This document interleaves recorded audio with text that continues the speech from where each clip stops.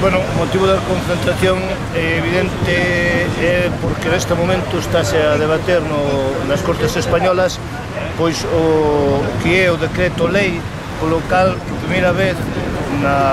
desde a transición, se pretende rebaixar o salario aos empregados públicos, se pretende conxelar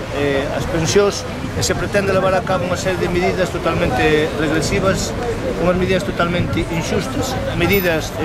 antisociais e medidas que van pois, ao que son a creación de emprego,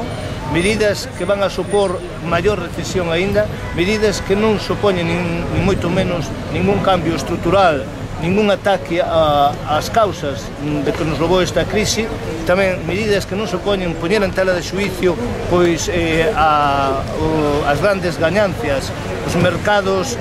financieros neste momento especulativos,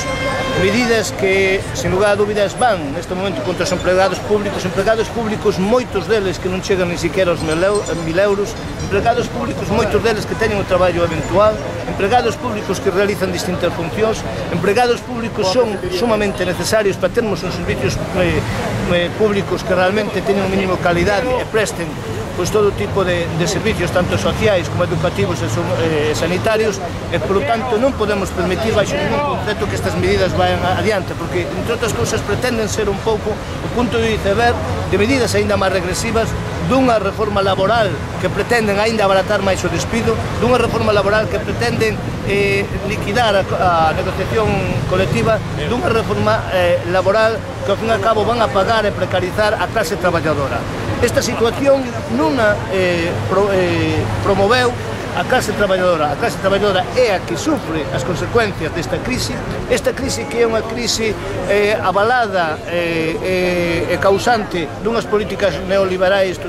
que hai que erradicar da faz do mundo e que hai que erradicar evidentemente do noso país, unha crise no cal, pois eso, supón unha nova concepción do que debe ser a economía dun Estado e supón, sen lugar a dúbidas, apostar por o público, na medida que os servicios públicos son necesarios, son igualitarios e non todo o contrario como se pretende neste momento, que é liquidalos, por un lado, desprestixialos para privatizar e mesmamente as grandes cantidades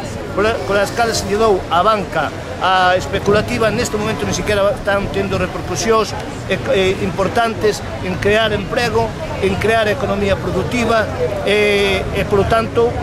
pois estamos abocados evidentemente a seguirnos mobilizando e pensamos que para darlle resposta a estas medidas cabe a única saída posible é a folga xeral, non? Xa que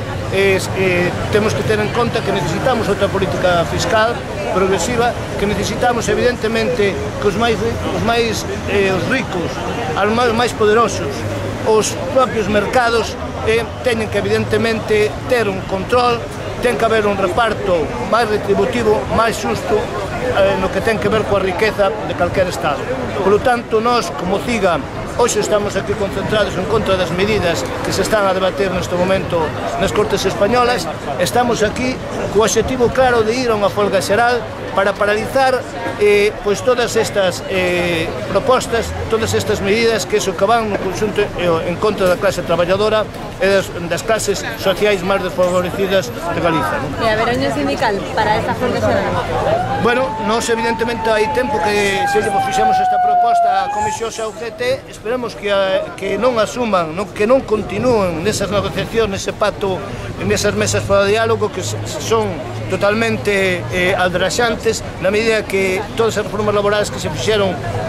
últimamente sempre foi en contra de conquistas xa que temos alcanzado como clase traballadora. Nós o que dicimos é que ten que abandonar esas mesas de diálogo porque son mesas que evidentemente levan en todo caso a recortarnos dereitos e recortar conquistas. Facemos un chamamento que, polo tanto, neste momento tiña que haber unidade sindical para levar a cabo, pois eso, unha folga xeral que é a única medida rotunda, contundente para paralizar as medidas que pretenden neste momento en contra, pois eso, de todos os traballadores e traballadoras. Empezaron polos empregados públicos, pero sin lugar a dúbidas continuarán co resto